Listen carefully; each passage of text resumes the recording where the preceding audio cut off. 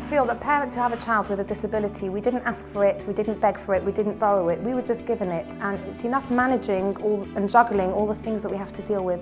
I can't bear begging for funds when it comes to needing funds for things. I wish that somebody would just take over and say, let me help you, I'll get the funding sorted, you just look after your daughter's needs.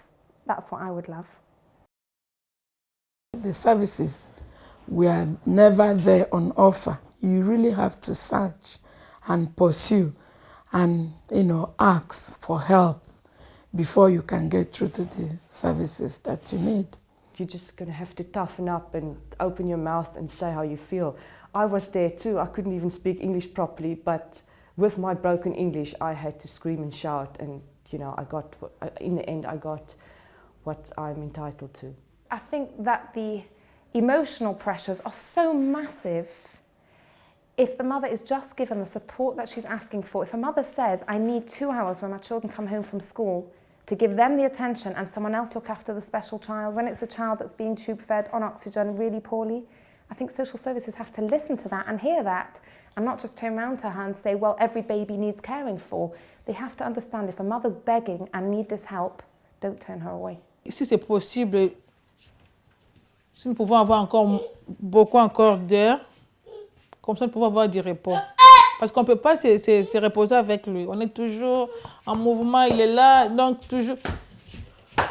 Donc lui, il ne peut pas s'asseoir. Donc c'est vraiment fatigant.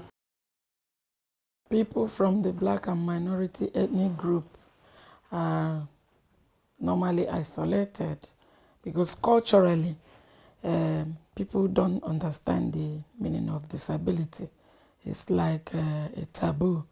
It's something that you need to go and hide somewhere. Sometimes family can be very worried that by coming to a support group for a particular type of, a particular ethnic group, that means that their child's difficulty is going to get known within that community, and that could reflect, they may think, on them in a negative way. This always results in us being isolated and left alone, rather than coming out to say what the problem is and then accessing what is available. Within Parent Partnership Service, in the past, what we've done is within a street or within a very small community, there has been perhaps one person that's supported within that community, taken on that role to talk to whether it is the Parent Partnership Service, and we've been able to provide him with the support that's needed to do that. The health visitor obviously also came to see Tristan, but she didn't really. I voiced my concern about his lacking speech and certain issues, but according to her he was fine. She ticked all the boxes, and according to her he was getting on fine. He was doing well, and the fact that I was Afrikaans speaking, that was according to her the reason why he hasn't developed speech at that age. Parce que j'ai beaucoup de choses à demander, mais je suis limitée parce que mon anglais n'est pas vraiment évolué. Donc j'aimerais si on pouvait mettre un traducteur qui pourrait m'aider, interpréter comme ça, je peux exprimer mes désirs.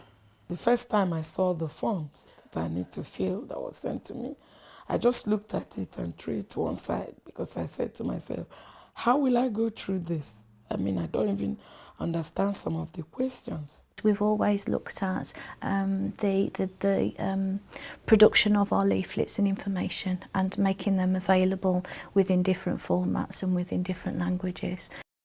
I used to speak Igbo then, and the lady said to me that you can get the same form in other languages, or they can book an interpreter. We can use interpreters, we can use community venues to kind of hold things. We work very closely with other service providers when they are doing something around a different area or a different population. Then we can tap into that and make sure our stands are there and make sure the information is there for those families to access as well.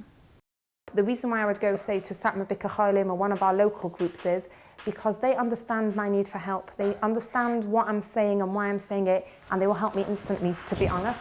Whereas I've found that when I go to local authority, you have to sit through meetings and meetings with social services. You have to explain yourself and literally bring every negative point to the highlight so strongly until anyone bothers to listen to you that I haven't got the physical energy for that. I just want to be heard and help my child. I don't want to have to beg and plead for what I feel is my child's rights.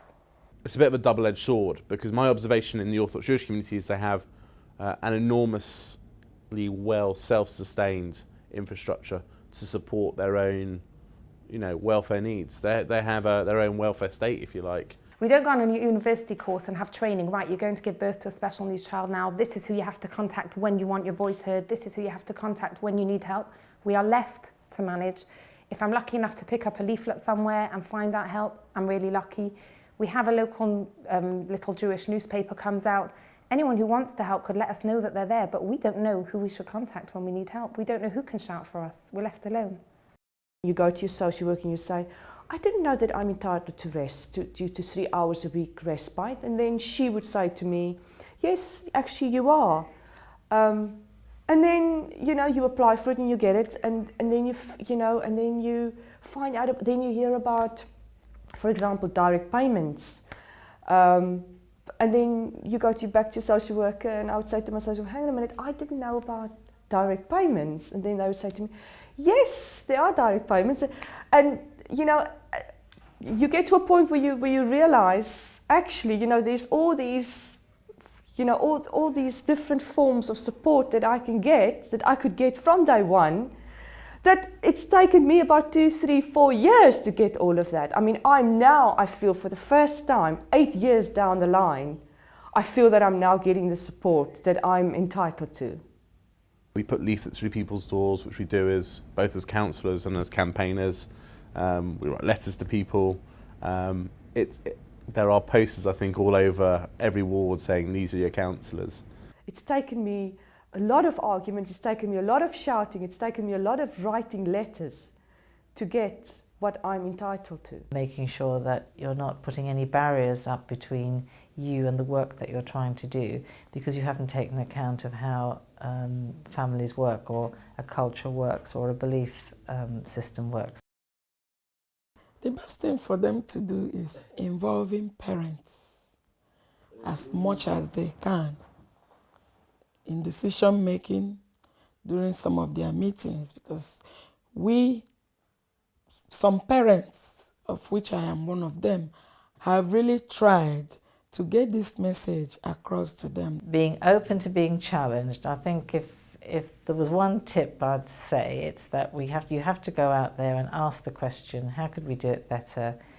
Did we get it wrong? And then be able to learn from it, and not assume that what suits an officer or what's comfortable for a council is going to suit the family. And I think if you leave those doors open, then that's the way to do it.